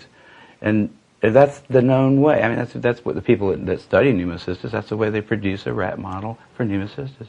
What we see, and this is consistent in all industrialized countries, United States, Europe, 60% have fungal infections, 20% have cancer. And the rest are some rare forms of unicellular organisms. Of course, in the beginning they thought a lot of bacterial infections would show up. So they added the bacterial infections inside the definition of AIDS, but then they have to take them out because they didn't show up. And why should established diseases form a new syndrome? We know the conditions why somebody comes down with fungal infections, and of course we know the treatment options to help the body to regenerate, to produce the needed energy, right? Babies who are born out of with AIDS are babies who are exposed during pregnancy to different immunological stressors. In Africa or in the Caribbean, in Haiti and Trinidad and Tobago, babies who are born of AIDS because their mothers are exposed to malnutrition during pregnancy. And babies who are born with AIDS in America or in Europe are because the mothers are exposed to chemicals or drugs of abuse or industrial chemicals. But why never before babies were having AIDS, because toxins were there before, a lot of toxins. I think that the thing is a problem of doses, of amount. I think never before the human being have been exposed to the amount of stressor that we have been exposed in the last 3 or 4 decades. So never before the babies were exposed during pregnancy of the mothers to the amount of stressors that they are exposed nowadays. In other words, what I'm trying to say is that all babies are born nowadays a little weaker than they were born 100 years ago. And some of them whose mother are exposed to higher amount of stressors during pregnancy are shown these new conditions. Professor Duisberg proposed that it is not this relatively harmless retrovirus, the HIV virus, that could be causing all of this death and disease. Instead, it was recreational drug use. By examining this subculture of the underground fast-track gay community, as well as intravenous drug users within the heterosexual community, were the ones who were being diagnosed with AIDS or suffering from the AIDS-related illnesses. The third of all American AIDS patients, of the 600,000 American AIDS patients, are intravenous drug cases. All the heterosexual AIDS patients, even the babies with AIDS, are in this category. Well, the babies have not injected drugs, but their mothers did. 200,000 American mothers are injecting drugs every year, and they are the mothers of the 1,000 or so AIDS babies that we have in this country. What is the evidence that drugs are really responsible for the AIDS-defining diseases in the United States and Europe? Well, there is some direct evidence. The nitrites, the so-called poppers, are responsible for the Kaposi sarcoma that is exclusively seen in gay men, at least 98% of it is, and 100% of these men have a history of inhaling these poppers. The nitrites are directly immune suppressive. That is documented in the scientific literature. They're some of the most potent carcinogens and mutagens known. It continues to be confirmed in large cohort studies of male homosexuals at risk for AIDS that they use these drugs to this very day. And it should go on to this date. Why do I say that? Because the medical orthodoxy, the virologists, the doctors treating AIDS patients, the scientific community does not accept the view that drugs could cause anything, that the drugs would cause the damage is not acceptable hypothesis in America and in Europe these days. You are supposed to think that only a virus could do harm. Drugs are harmless. And in the world's most popular scientific journal of all, Science, an article appeared on the same question, which in fact said in 1994 that heroin is a placidly untoxic drug. The only trouble could be that you might, because you're high, forget to wear a condom or forget to use a clean needle, and then you get infected by HIV. It said that in the same year in which 3,500 fellow Americans died from heroin use, 3,500, and 60,000 spent up to a week in hospitals for heroin-caused diseases. That is to say, the leading scientific journal doesn't even check the statistics that come out from the National Institute of Drug Abuse or from the White House on the health effects of heroin use. They're totally unaware of it. Drug abusers, who some of them live under persistent stress, or they get dirty street drugs, and which immediately would damage the liver or destroy the liver, so they have hepatitis as well, the drug abusers. We don't need viruses to explain hepatitis, inflammation. You know, alcohol, poisons, and wrong malnutrition, you know, everything is causing the liver to suffer. When people have a history of hepatitis, most likely they are positive in the HIV antibody test, or put it other way around. I never found a person testing positive who had no problems with its liver, because the liver has a lot of regenerative power, means a lot of decay of cells when being absolute intoxicated, but that means a lot of cells inside your body. And if immune functions are suppressed, then antibodies are produced against your own proteins. We knew that hemophiliacs were getting more and more infectious, more and more tumors in the early 70s until the early 80s. So we knew that something was going on in hemophiliacs. So the question in hemophilia was, what is causing this immune deficiency in hemophiliacs? And I think what was causing the new things in hemophiliacs was the way we were treating them. All of them had hepatitis. That means the inflammation of the liver. And they have such a lot of problems because it was a big business selling clotting factors every day. But this destroyed the hemophiliacs. This caused harm to them to great extent. And when AIDS came up, it was an ideal thing to wash their hands and blame it on a new virus which has been transmitted. What they have overseen, and that's a real catastrophe for all chronic disease, where the energy is produced inside our cells. These bacteria are so stable, integrated inside the cell, that a great deal of their own genetic material has been exported inside the nucleus, where there is protection of the genetic material, better than in the bacteria themselves, but they have their own genetic material. That has been overseen. And now think about the antibiotics killing bacteria. They are killing our own energy plants inside the cell. And if the cell is not able to produce enough energy, it might die. So you go into persistent inflammatory conditions if the body has enough regeneration power to build up new cells, or the cell becomes cancerous using fermentation as its source of energy. And in the liver cells we have most of the mitochondria present. 500 per cell. So that's the highest concentration of mitochondria. Of course, in egg cells of the women we have 500,000. And therefore AIDS is of greatest importance for women due to completely different reason, because with every shot, with unnecessary shot of antibiotica, they would destroy their genetic material which they would pass over to the offspring, because the mitochondria are only given to the next generation through the egg cell. We have to switch our thinking from antibiosis, which means if you are hurt by a microbe, kill the microbe, and many times kill the patient too. But we have to go back to symbiosis from antibiosis to live in peace with our microbes.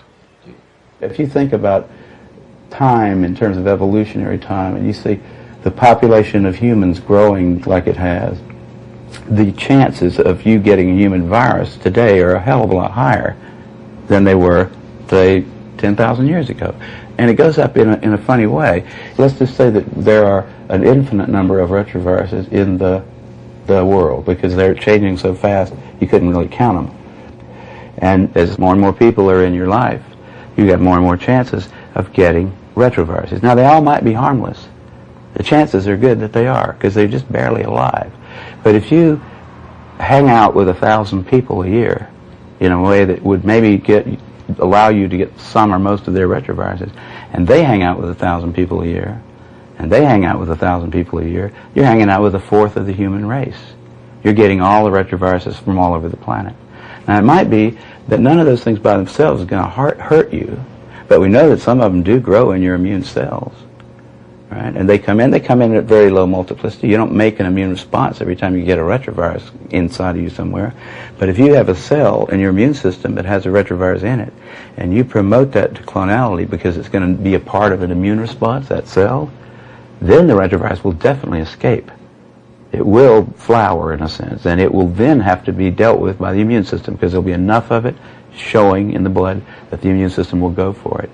Well, now, if you've got enough harmless but different retroviruses in your immune cells, such that every time you mount a new immune response, which means you probably take about 500 different immune cells and make 1 million copies out of each one of them, if you've got enough retroviruses in your immune system such that one of those 500 is going to have a retrovirus in it that you've never made an immune response to before, you're going to have to make an immune response to it this time, because it will, if you make 1 million copies of the cell, it's sure, the retrovirus is certain to flower, to like make infectious bodies, right?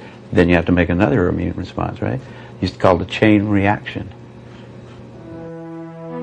Professor Alfred Hassig, one of the world's leading authorities on depression of the immune system and stress relation to that, has put forth within his scientific writings that stress of all forms breaks down the body's capacity to defend its immune system, overwhelms it with stress-related hormones, and that over a period of time, including the verdict that you have been diagnosed with AIDS, that would precipitate a 24-hour negative hormone cascade. Taken into that, your already weakened immune system is enough to cause many of the conditions that we're now calling AIDS. Persistent stress influences diminish the cellular immunity, the lymphocyte immunity, the thymus immunity, and increase the activity of the humoral immunity, the release of antibodies. So the main item in AIDS, in its pathogenesis, is a persistent stress activation of the metabolism. It has been known already in the mid-70s by Anthony Fauci, by the way. They knew when stress hormones are released, the immune functions are immediately suppressed.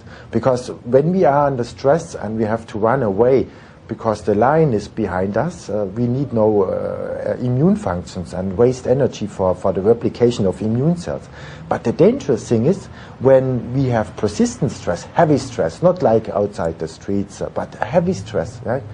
Be it nutritional, be it toxic, be it traumatic, psychological or infectious stress.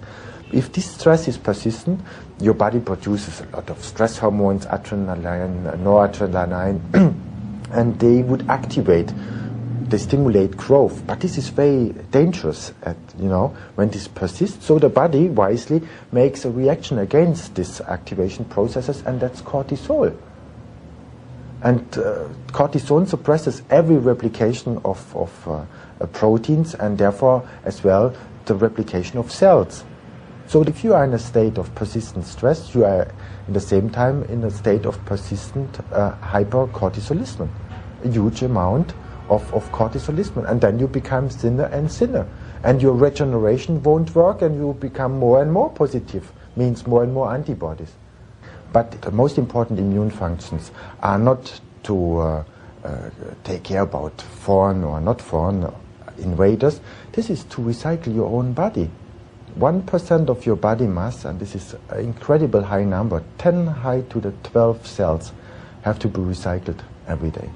And if this is not possible anymore, then you are in a very bad condition because your body's own proteins are going to endanger your own life because they are poisonous if they are freely floating around inside your body, and fungal infections may grow on them. Our theory predicted that AIDS patients or AIDS can be treated and prevented by antioxidants. And this has been proven by researchers from Stanford University, where they have shown that AIDS patients, including the T4 lymphocytes of AIDS patients, are oxidized, and that oxidation is directly related to the development of AIDS. And conversely, if you give antioxidants to the AIDS patient, the progression of the disease is inhibited.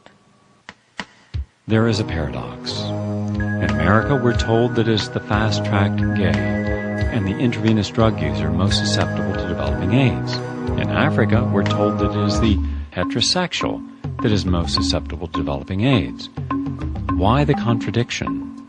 Well, we haven't looked carefully at the facts. We've been told numbers ranging from 5 million to 25 million Africans have HIV and that there's going to be an enormous amount of death.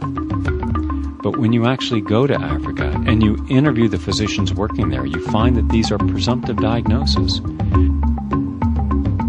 One of the things that is important to emphasize from the outset is that the definition of an AIDS case on the African continent differs decisively from what constitutes an AIDS case, say, in North America or Western Europe. A definition was arrived at as a result of a World Health Organization sponsored conference in October of 1985. What resulted was what's known as the Bangui definition.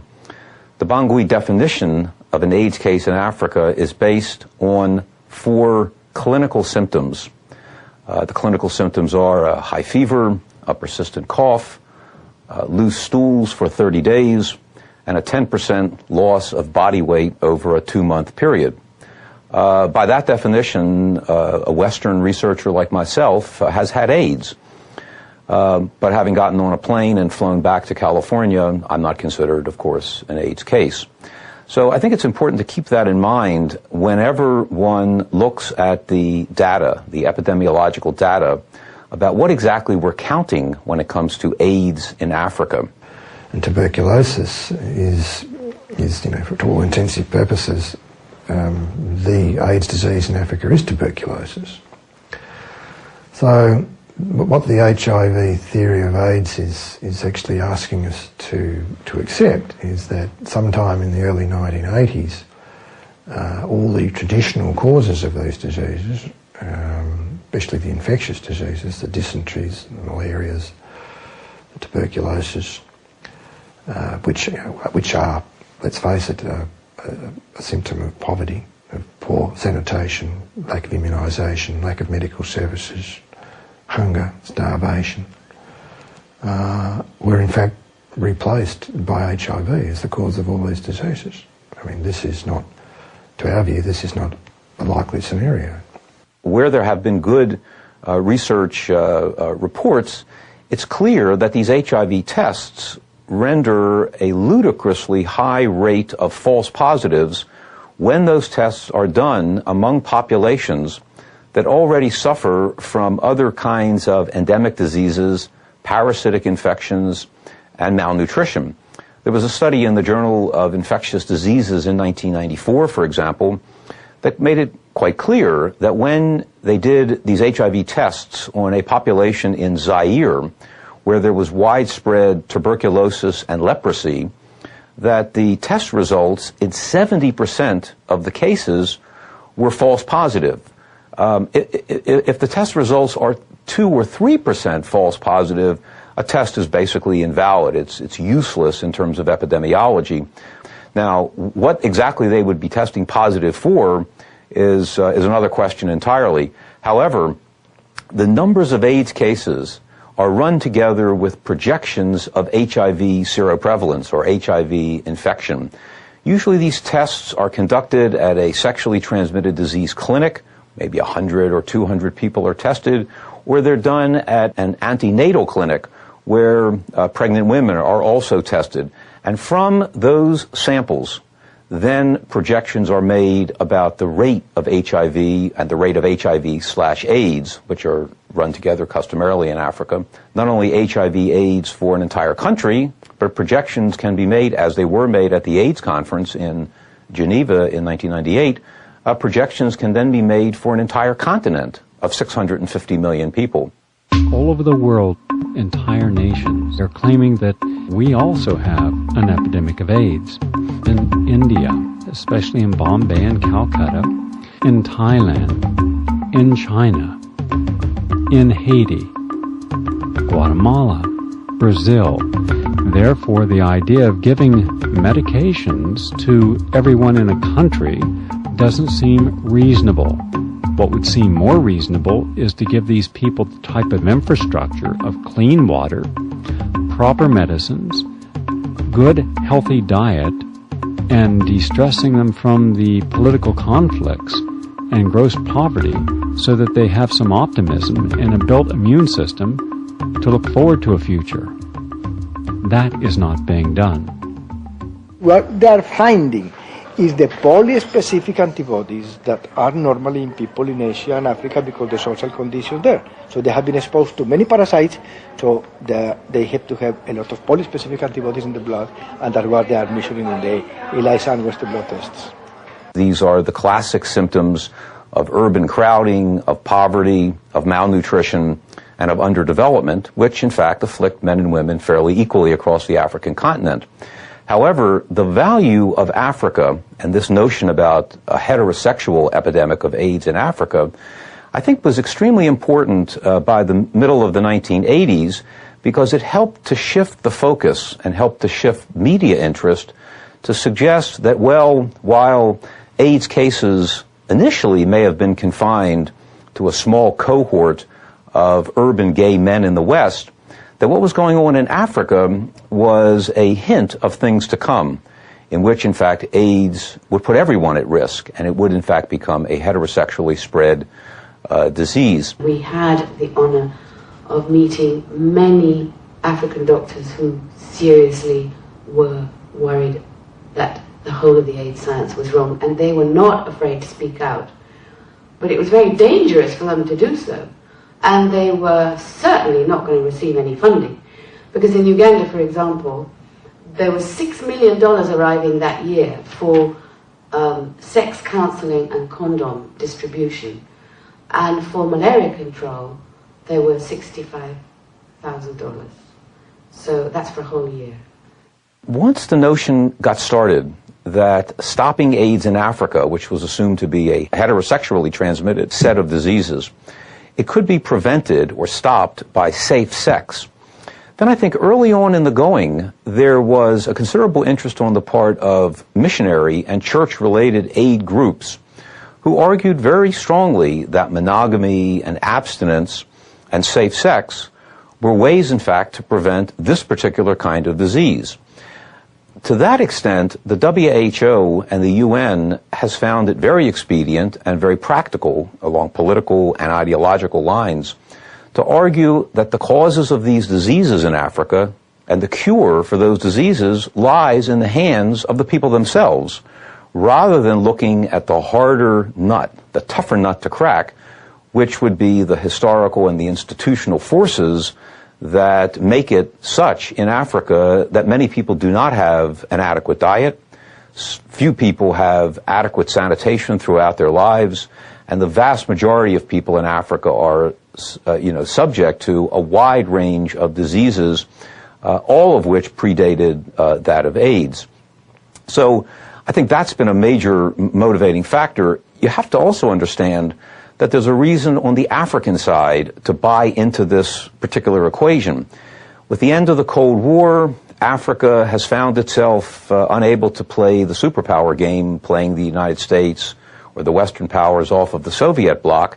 And so many ministries of health and many governments in general accepted that little dogma or not get the kind of aid and the kind of assistance that the U.S. government, the United Nations, the World Health Organization, and so forth felt very strongly that this is what these African governments needed.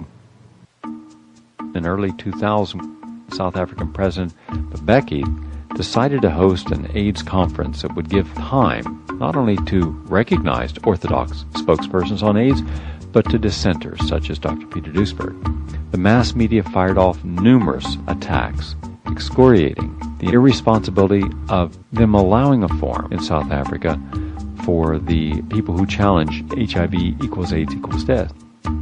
Members of the AIDS establishment even went to the length of earnestly calling for the criminal prosecution of AIDS dissidents.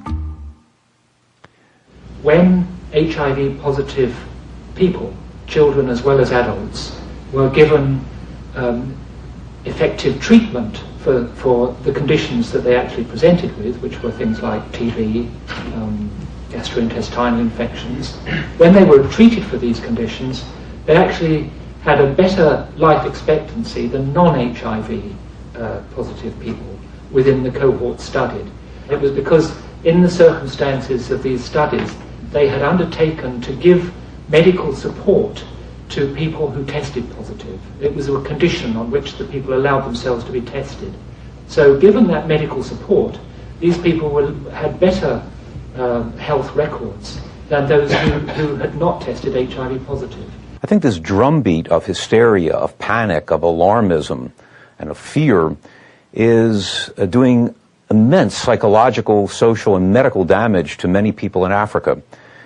people who otherwise would have gone to a clinic to get treated for something like diarrhea or a persistent cough or a fever are terrified of going to a clinic because instead of being treated for those kinds of symptoms, they're afraid that they're going to get an AIDS diagnosis, which they understand to be a death sentence. When people do get just such a diagnosis based on those clinical symptoms, and they return to their villages, they return to the villages to die. They basically give up all hope. They lose the will to live. They become an outcast. They are in a culture like many African cultures in southern Africa, where the extended family is everything. To be rejected by your extended family, to be forced to live in a secluded, segregated little hut away from the rest of the family, to have only meager amounts of food, meager amounts of water given to you, is to prepare the person for death. And what do you think happens? The person dies. And when the person dies, they will say, weepingly, with atrocious photographs in the newspaper, he or she was another victim of the AIDS epidemic, which is everywhere in Africa. If someone came along and told them there is no AIDS, all there is the same diseases that Africans have been dying of all along, then all of a sudden millions of dollars of funding would dry up. And Africans are colluding with this as well. Not very many of them, but there are a few Africans in positions where they're able to collect a lot of this money. You know, heads of clinics or directors of public health services and people like that. There's an awful lot of money that can come their way as long as everybody thinks that Africa is besieged with a giant AIDS epidemic. The pharmaceutical giants like Roche and Abbott and Glaxo Wellcome and so forth have made offers to African governments, in which I think they expect to be subsidized for this.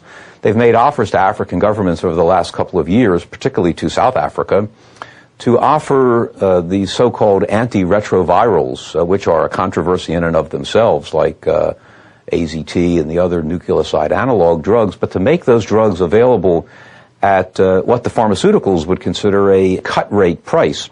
What they mean by cut rate would be that an individual's dose would cost about $200 a month.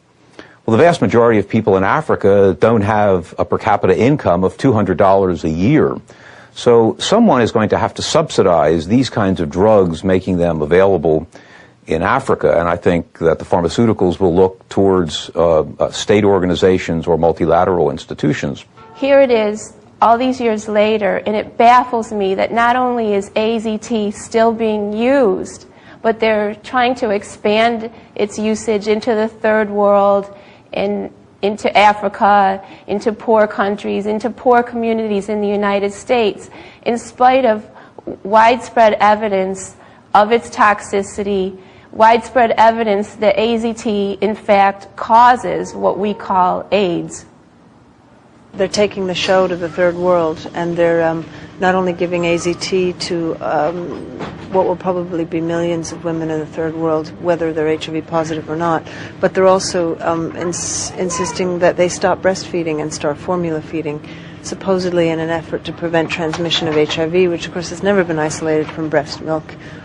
Only antibodies, and even that only 25% or something, pretty much like the semen data. But they are they're launching here what is bound to be a real disaster, a real serious loss of human life.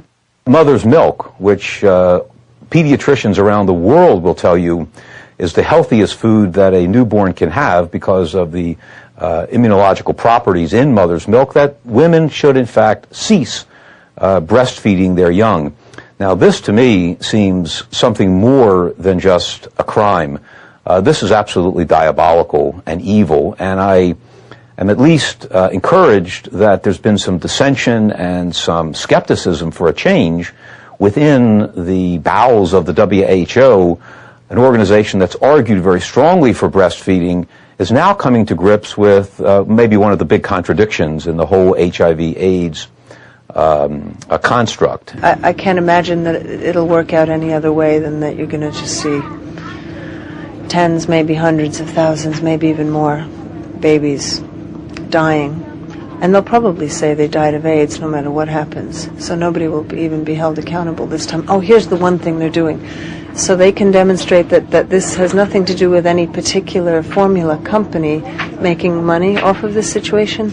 The WHO or UNAIDS or whoever it is insisting that the formula gets shipped in bottles without labels. For more than a dozen years, virtually every month, magazines would headline amazing new promising drugs in the war on AIDS, the antiretrovirals. The trouble is, when we look back, they didn't work. Lives had not been saved. They were not miracle breakthroughs.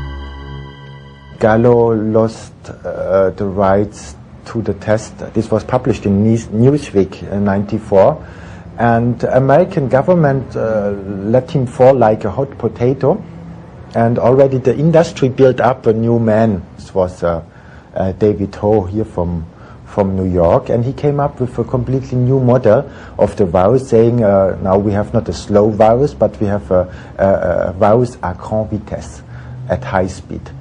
And he was using Kerr-Miller's PCR technique, which is a multiplication technique, not a quantification technique, by the way, and multiplying molecules into its millions and equal those molecules with the virus, right?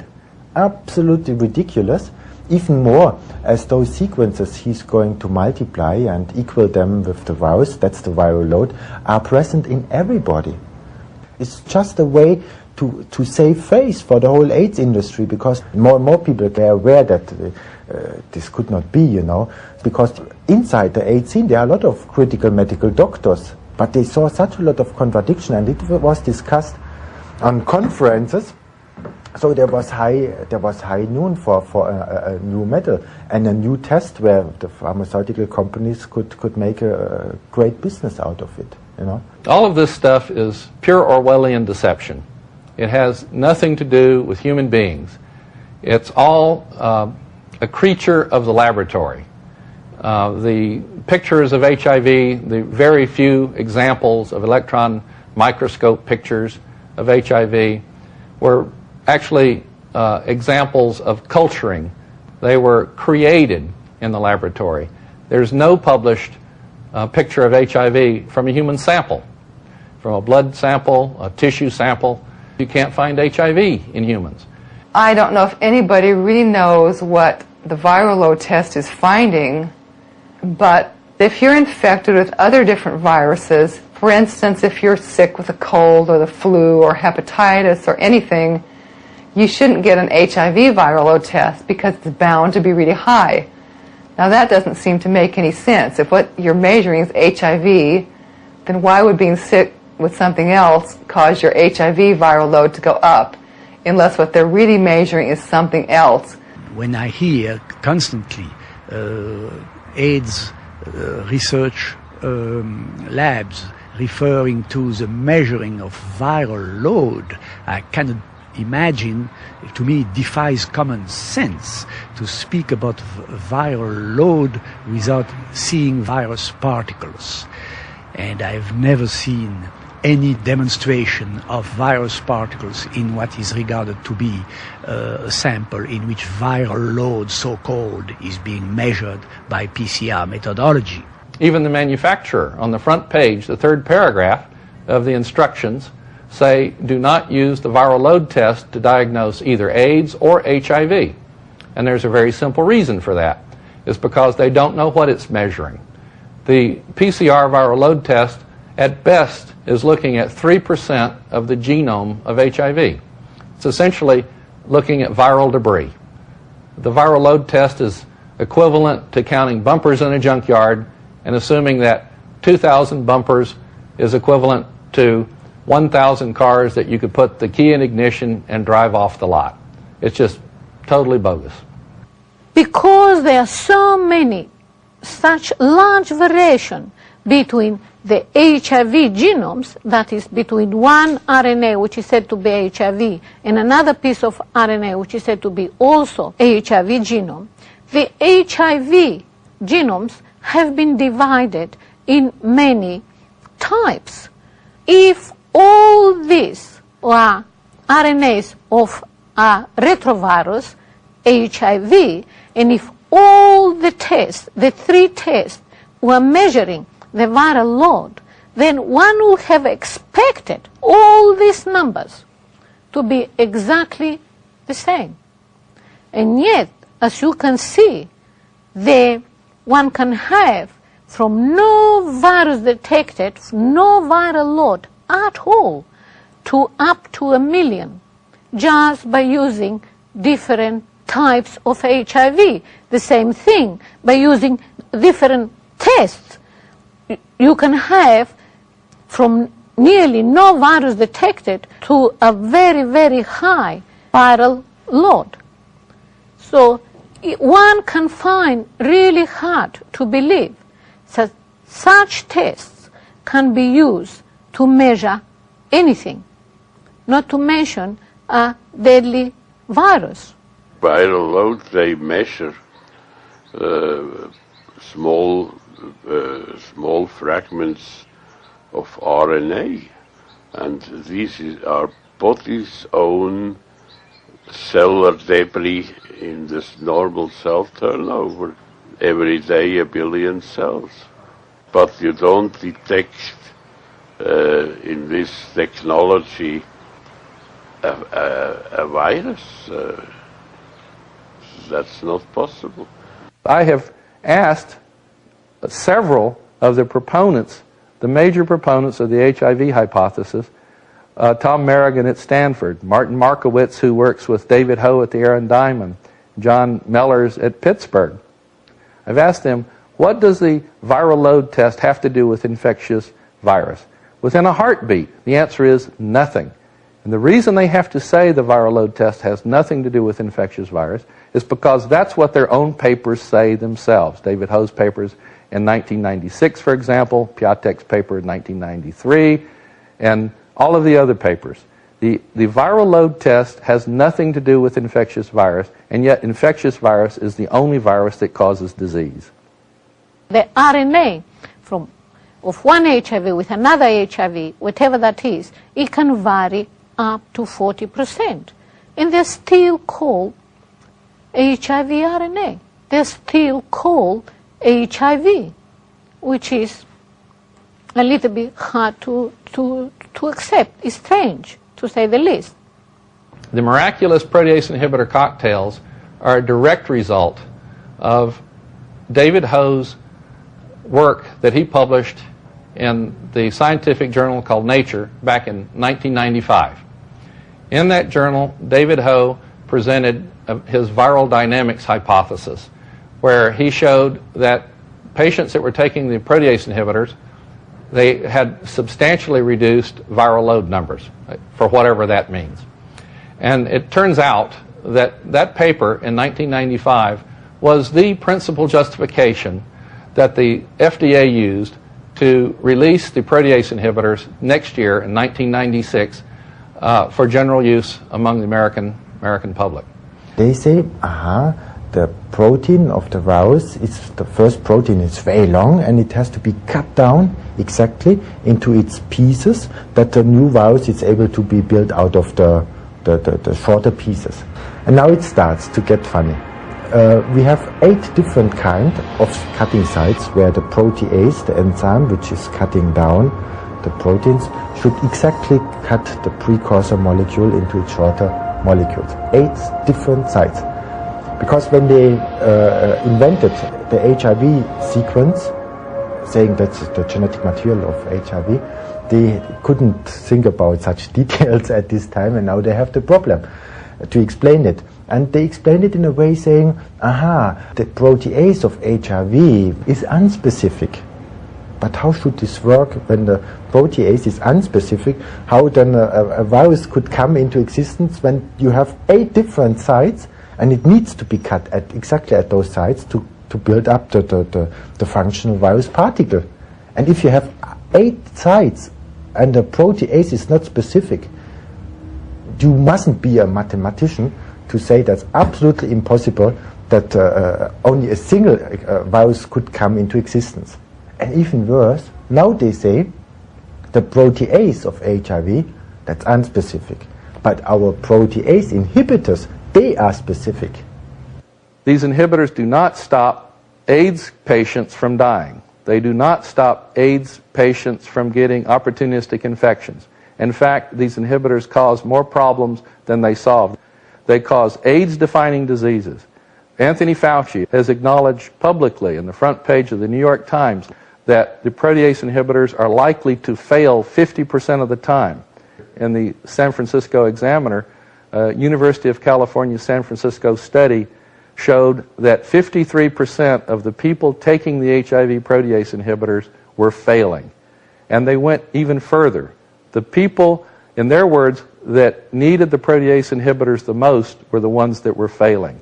They were the ones that had AIDS-defining diseases. They were the ones that had a history of antiretroviral AZT use. The ones that were benefiting on the protease inhibitors were those who were newly infected. In other words, they had no symptoms. They had no history of AZT use. So when you look at it that way, the HIV protease inhibitors are likely failing 100% of the time. The people are still dying. They are not recovering, maybe just for a short time. And the better outcome of the treatment at the moment is the thing that the combination therapy is not as toxic as the 1500 milligram ACT treatment we started, which was much too much. There's no empirical evidence that people in this category, here we're speaking about asymptomatic people, people who have no complaints, or people who are in relatively good health, benefit at all from these drugs. They may or they may not. The studies are not going to be done probably because I suppose the big push is to get everybody who's seropositive for HIV onto treatment. That seems to be the sort of major thrust. And in such instances, it may well be that the drugs, the net effect of being on these drugs is going to outweigh any possible benefit, and that people will do worse. AIDS in the 1980s was primarily the result of the recreational drug epidemic in the U.S. and in Europe. However, it shifted considerably in the 1990s. In the 1990s, at least half of all new AIDS cases, maybe even 60% now, are a direct result of the antiretroviral therapies themselves. The chain terminators specifically were used since 1987, when AIDS was on the increase. So AIDS has continued to increase with antiviral drugs of the DNA chain terminator variety, and has decreased when recreational drug use decreased, and continued to decrease when the protease inhibitors were introduced in 97, because recreational drug use continued to decrease. But it didn't decrease as fast, and guess why not? Well, because people who are HIV positive are now being intoxicated, rendered AIDS patients by anti-HIV drugs, which have virtually the same spectrum of diseases that they cause as so-called AIDS is. In 1998, a group of researchers at University of California at Berkeley and the University of California at San Francisco joined forces to test David Ho's viral dynamics hypothesis. And in short, their results are that Ho's hypothesis is wrong. Their data actually shows that HAART, which is short for the highly active antiretroviral therapy, which is simply the protease inhibitor cocktails, that HAART actually does what HIV is supposed to be doing. It produces a shorter lifetime for the T cells in HIV positive people taking the drugs as compared with HIV people who do not take the drugs. So you interfere on a very basic level of life, and it takes a time that you see the clinical outcome of these damages. And it's worse than AZT. AZT acts quicker on the genetic level, and but we have the possibility that the bacteria inside our intestines are eating up all this AZT. If you have a good digestion, you know, then that's no problem. But the protease inhibitors cannot be cut down because they are artificial, then they would accumulate over the time inside your body, producing crystallines, destroying the kidney in the first line and other organs. But then, when they accumulate and would cause all various kind of effects. And this we have predicted some 2.5 years before already in the British journal Continuum. We have warned about not the side effects, but the main effects, you know. And the worst to come, it's the failure of the liver, and of course the blood production. When blood is destroyed, and that's what they say it's the side effects, or you know, when the fatty acid metabolism is destroyed as well, and you have fatty acid accumulation everywhere inside your body, you know. They cause what's called Crixivan belly or Crick's belly. They cause the buffalo hump. They cause diabetes. They cause numerous things, opportunistic infections. There's almost 1 or 2 new diseases that the protease inhibitors are causing on a weekly basis. All you have to do is go to the British journal Lancet, and you'll see a horror story over the past year of all the toxic effects of these protease inhibitor cocktails. Protease inhibitors, the principle to inhibit in a stress situation proteolytic activities is in principle correct, but it should not be done with a single substance, with a single drug. It should be done by nutritional supplements which have an anabolic activity and correct a catabolic situation. These individuals are all in an increased catabolic situation, what means more energy is used than produced.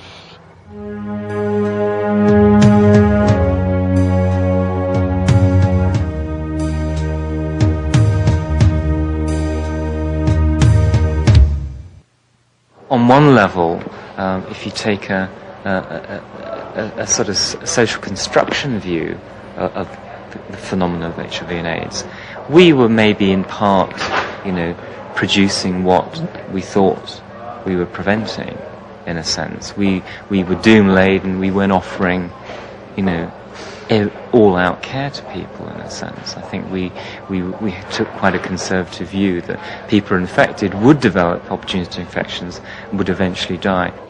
If we're mistaken, at least we haven't done very much harm.